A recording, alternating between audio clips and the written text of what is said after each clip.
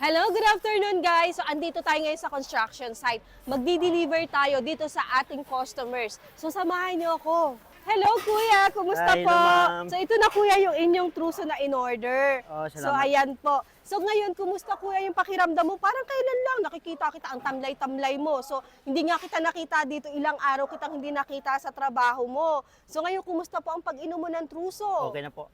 Wow! So, kumusta ang pakiramdam mo ngayon?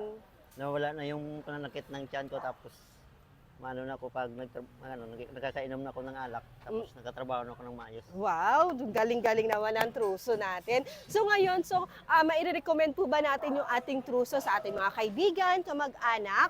Opo. Mga kaibigan, pag kung sinong gustong gumamit dito, mas maganda sa katawan tong troso. Yes. Subukan nyo. Yes. Wow, thank you so much, Kuya. Ayan mga guys, kung sino po yung gustong umorder ng ating truso, so mag-comment lang po tayo or tawagan po ang aking numero 093075-26906. Maraming salamat Maraming po, salamat. Kuya. Thank you so much po.